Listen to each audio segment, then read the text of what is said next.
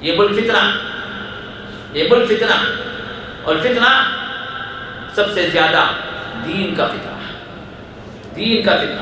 عقیدے کا فتنہ ہے، عمل کا فتنہ ہے، اسلام سے ہٹانے کا فتنہ ہے۔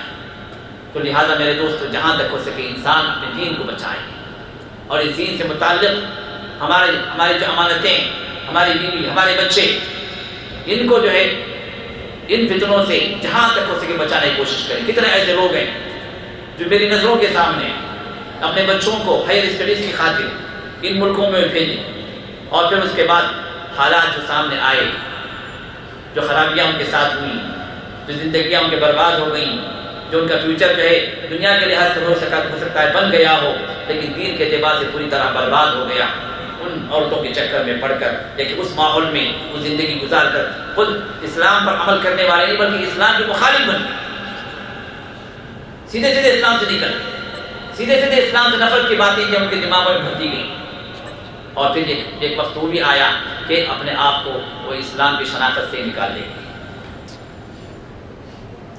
اور اس کا سبب کون ہے؟ ذرا سوچیں ایک لمحے کے لیے، آپ اپنے بچے کے برائٹ فیوچر کی خاطر ہائر اسٹڈیز اس کو مل جائے، وہاں سے ڈاکٹریٹ کی ڈگری لے کر آئے، ایک اسٹیٹس اس کا بن جائے، یہ تو بن گیا، یہ دنیا تو مل گئی، لیکن جس دین سے اس کی کامیابی ہے، اس کی آخرت ہے، وہ برباد ہو گئی۔ اور پھر کتنے والدین کو ہم نے روتے ہوئے دیکھا کہ کاش ہم نے نہ بھیجا ہوتا اپنے بچے،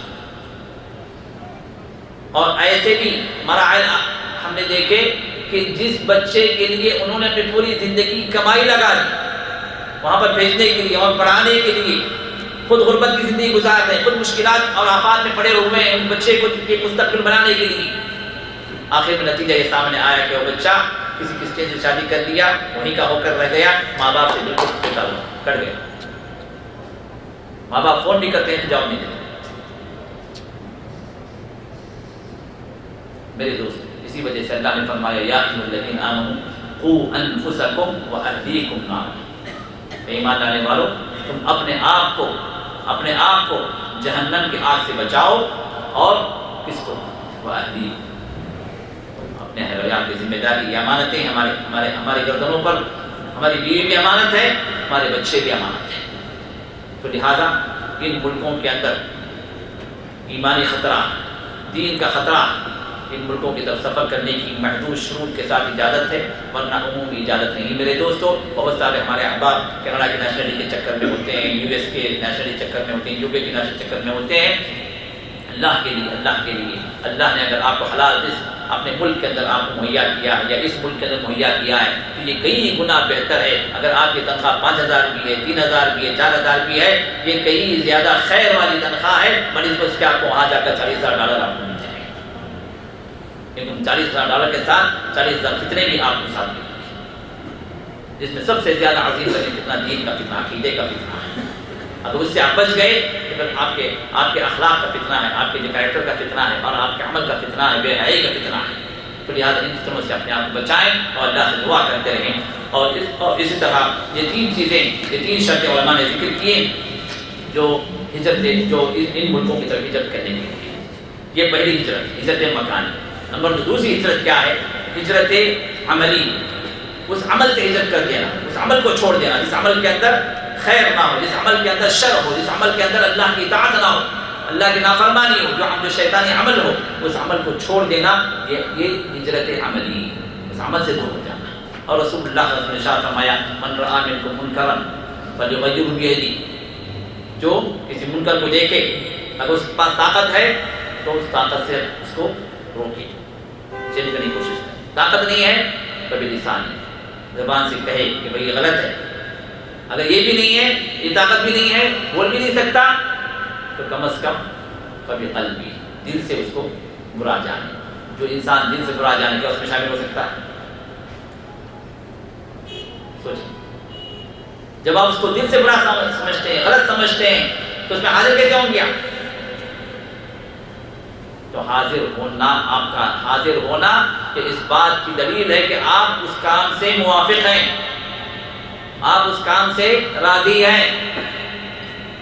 الا ہے کہ کوئی ایسی مجبوری کی حالت ہو جائے کہ دل سے آپ اس کو نہیں چاہتے، کراہت ہے، لیکن آپ وہاں پر رہنے کے لیے مجبور ہیں، آپ وہاں سے ہٹ نہیں سکتے، ایسا کوئی سچویشن اگر آ گیا تو آپ کے دل کا تعلق اللہ سے، اللہ آپ کو معاف کرے، ورنہ عمومی طور پر یہ کہ اس مقام پر نہ رہیں اور اس عمل کو چھوڑ دیں۔ اسی وجہ سے محمد رسول اللہ نے ارشاد فرمایا والمہاجر من حجر ما نہى اللہ عنہ، کہ مہاجر کون ہے؟ وہ مہاجر کس کو کہا گیا؟ مہاجر وہ ہے جو اس سے ہجرت کر جائے جس سے اللہ نے منع کیا، اس کو چھوڑ۔ تو اس عمل کا چھوڑ دینا، یہ در حقیقت آپ نے اس عمل سے ہجرت کی، آپ اللہ کے نظر میں مہاجر ہیں، تو یہ عملی ہجرت، ہجرت عملی۔ نمبر تیسری ہجرت کیا ہے؟ اس برائی کے کرنے والے کو چھوڑ دیں۔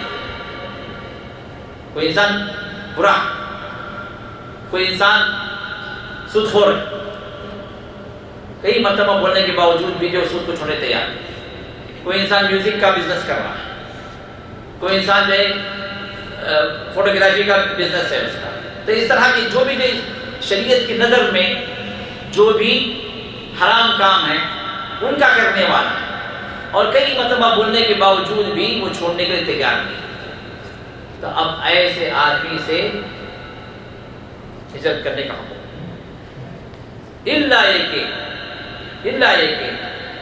اب یہ ہجرت جو آپ جو کر رہے ہیں کس کے لیے؟ اللہ کی خاطر کیوں کر رہے ہیں کہ آدمی برائی نہیں چھوڑ رہا۔ اب اگر وہ آدمی مسلمان اگر ہے تو علماء نے فرمایا کہ آپ کو اس آدمی سے ہجرت کرنے کا، دور ہونے کا حکم اسی وقت ہے جب آپ کی نظر میں یہ بات ہو کہ اگر میں اس سے دور ہو جاؤں تو آپ کی یہ دوری اس کو ناگوار گزرے اور اس عمل کو چھوڑ دے۔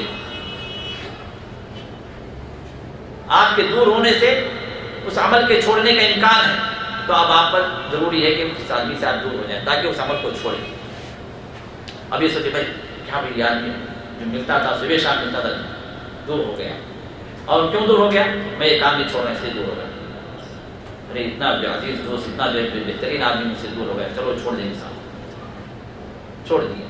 اسموکنگ کر رہا آدمی کئی مرتبہ بولے نہیں مان، چھوڑ دیے، ملنا بند کر۔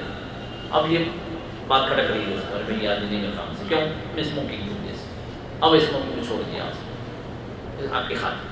تو یہ اصلاح کا طریقہ، یہ اصلاح کا طریقہ۔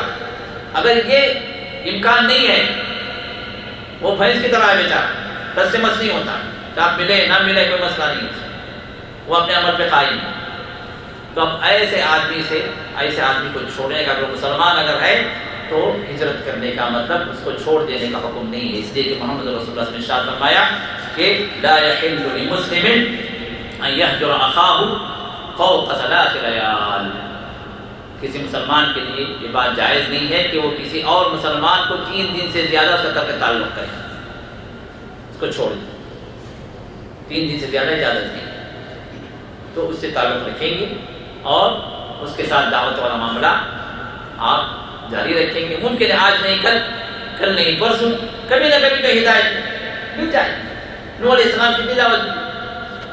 کتنے سال؟ 950 سال۔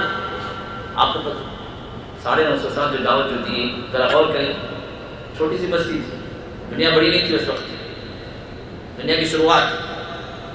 آج جو اتنے اسٹیٹس ہیں، اتنے کنٹریز ہیں، کچھ بھی نہیں، ایک ہی مقام، صبح شام دیکھنے والی صورتیں،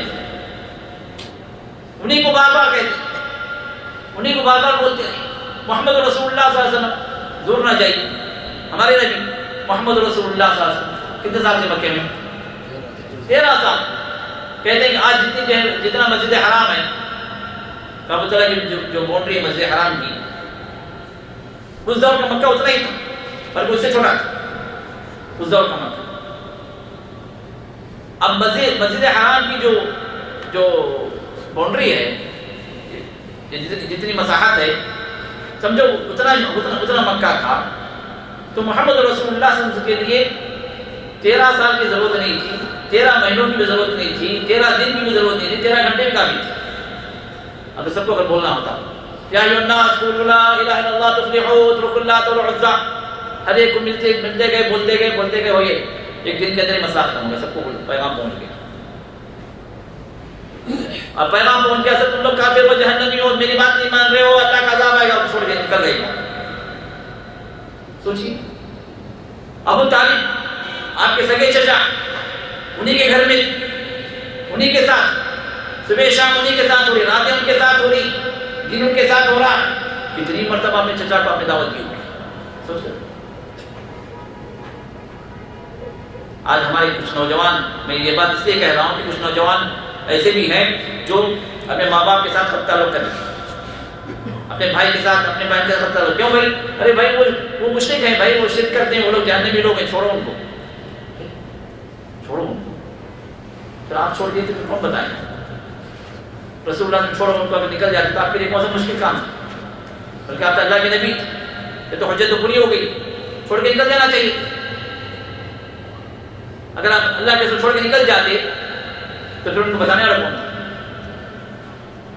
اگر آپ اپنے والدین سے قطع تعلق کر لیے، اپنے رشتہ دار قطع تعلق کر لیے اس بنیاد پہ کہ وہ لوگ جو ہے اس شرک سے باز نہیں آ رہے ہیں یا اللہ کے اس نافرمانی سے باز نہیں آ رہے ہیں، تو پھر ان کو دعوت دینا رکھا ہوں. دعوت کے راستے بند ہو گئے ان کی.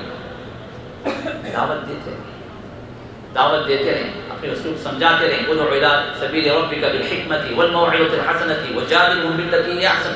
اللہ نے مختلف طریقے بتلائے دعوت دینے کے، کیسے کیسے دعوت دی جائے. دیتے رہیں، مایوس نہ ہوں. مایوسی کفر ہے. انہ لا یئس من روح اللہ الا القوم الکافرون.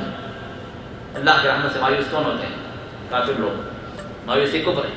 مایوس نہ ہوں، ان کو بلاتے رہیں اللہ کے راستے کی طرف، ان کے لیے دعا بھی کرتے رہیں، ان کے لیے دعا بھی کرتے ہیں. اس لیے آپ کے رشتہ دار ہیں، آپ کے دوست احباب، آپ کے قریبی، آپ کے والدین ہیں.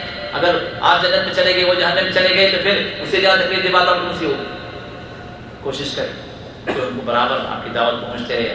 آپ کی زبان نہیں چل رہی ان کے ساتھ، کسی عالم کی کیسٹ دیں، کسی جو ہے کوئی سائٹ کا جو ہے ان کو گائیڈ کر دیں، یا کہ کوئی ایسی کتاب دے دیں جس سے جو ہے متاثر ہوں، کوئی ایسی کیسٹ سنا دیں جس سے ممکن ہے. اللہ تعالیٰ کبھی کبھار کیا ہوتا ہے کہ اگر اللہ ہدایت نہ دینا چاہیں، ابو جہل، ابو لہب اور محمد رسول اللہ صلی اللہ علیہ وسلم کے گھر کے چچا کا نہ بلا. آپ کے دونوں گھروں کے درمیان کہتے ہیں کہ صرف ایک دیوار بازو کا پڑوس. ساری زندگی رسول اللہ صلی اللہ علیہ وسلم کی دعوت آپ کے سامنے تھی، ابو لہب کے سامنے تھی. ساری زندگی رسول اللہ صلی اللہ علیہ وسلم کے ساتھ رہا، آمنا سامنا ہوتا رہا، لیکن رسول اللہ صلی اللہ علیہ وسلم کوئی دعوت اس کو متاثر نہ کر سکی. پوری زندگی نکل گئی، جہنمی کا جہنمی بنا. اگر اللہ ہدایت دینا چاہے تو محمد رسول اللہ صلی اللہ علیہ وسلم کے چہرے پر نظر پڑنا کافی تھا. عبداللہ بن سلام جو یہودی عالم تھے، رسول اللہ صلی اللہ علیہ وسلم کے چہرے پر صرف نظر پڑی تو دل گواہی دے اٹھا کہ یہ وہ نبی ہے جو سچے. اگر اللہ ہدایت دینا چاہے تو پتہ نہیں ہدایت کا موقع اللہ نے کب رکھا. کس کے ساتھ مایوس ہونے کی ضرورت نہیں ہے. ہم مستمر رہیں، مستقل لگے رہیں، اللہ سے دعا کرتے رہیں آپ کے ذریعے سے اللہ کو ہدایت مل جائے، اللہ آپ کے ذریعے سے وہ جو ہے صحیح راہ پر آ جائیں. تو لہٰذا میرے دوستوں، تو یہ ہجرت ہے، یہ اس آدمی سے ہجرت ہے جو برائی کو چھوڑنے کو تیار نہیں ہے، جس کے بارے میں اس شرط کے ساتھ علماء نے اس بات کو رکھا.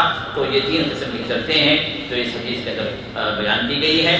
اب اس کے بعد انشاءاللہ اگلے درس میں انشاءاللہ حدیث نمبر 2 جو اس کے بعد جو حدیث آ رہی ہے انشاءاللہ اس حدیث کو آپ کے سامنے پیش کریں گے. اللہ سے دعا ہے کہ جو کچھ ہم نے سنا اللہ تعالیٰ ہمارے نفعمند بنائے، اللہ تعالیٰ اس پر عمل کرنے والے ہم سب کو بنائے، اور جو کچھ ہماری یہ بیٹھک ہو رہی ہے اللہ تعالیٰ ہمارے جڑنے کو اللہ قبول فرما لے، اور جس طرح اللہ نے یہاں جمع فرمایا ہے اپنے بیوی بچوں کے ساتھ، رشتہ داروں کے ساتھ، اپنے دوست احباب کے ساتھ، اللہ ہم سب کو اپنے جنت الفردوس میں جمع فرمائے.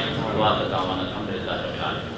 2-3 سوال ہیں اس کو ختم کر کے نکل جاتے ہیں. السلام علیکم، کیا ہم اپنی نیت اللہ کی رضا کے حساب سے بدل سکتے ہیں توبہ کر کے؟ جی، اگر نیت کا اگر فطور ہے کہ کوئی عمل آپ نے شروع کر دیا اور اس عمل اس نیت میں اگر فطور ہے تو اب جب موقع ہے، اب معلوم ہوگا کہ یہ نیت میری غلط ہے، اب آپ پر ضروری ہے کہ اس نیت کی اصلاح کریں، نیت تجدید کر لیں. اس عمل کو چھوڑنے کی ضرورت نہیں ہے. اگر نیک عمل ہے، اچھا عمل ہے تو چھوڑنے کی ضرورت نہیں، بلکہ صرف نیت کی تجدید کریں اور اس عمل کو جاری رکھیں. اللہ کو کرنے والا. السلام علیکم ورحمۃ اللہ وبرکاتہ. Please pray for my mother. She is a cardiac patient and also my wife and mother-in-law. infected with swine flu. اللہ شفا کاملہ عطا فرمائے ہمارے دوست کے والدہ کو اور ان کی اہلیہ کو اور ان کی شوقان صاحبان کو سب کو اللہ شفا کاملہ عطا فرمائے، شفا عاجلہ کے عطا فرمائے۔ السلام علیکم۔ کچھ لوگ کہتے ہیں کہ نبی صلی اللہ علیہ وسلم نے خلافت بنانے کے لیے ہجرت کی تھی، اگر ایسا ہے تو پھر ایتھوپیا کی ہجرت کیوں ہوئی تھی؟ اب جو لوگ کہتے ہیں آپ ان سے پوچھیے، میں نے تو نہیں کہا کہ خلافت بنانے کے اللہ اس میں ہجرت کی، اللہ کے دین پر عمل کرنے کے لیے ہجرت کا نظام ہے۔ جہاں جس مقام پر آپ اللہ کے دین پر عمل نہیں کر سکتے اس جگہ سے ہجرت کا حکم ہے، جہاں آپ اللہ کے دین پر عمل کر سکتے ہیں اس جگہ آپ پہنچیں، چاہے وہ ایتھوپیا ہو، چاہے آسٹریلیا ہو یا کوئی اور ہو، جہاں بھی ہے آپ کے لیے امکان ہے کہ وہاں پہنچ کر آپ اللہ کے دین پر عمل کر سکتے ہیں، تو پھر یہ ہجرت آپ پر واجب ہے۔ اگر آپ اس مقام پر ہیں جہاں پر اللہ کے دین پر عمل کرنا آپ کے لیے ناممکن ہے۔ سبحان اللہ وبحمدہ، سبحان اللہ وبحمدہ، نشهد ان لا اله الا انت، نستغفرک۔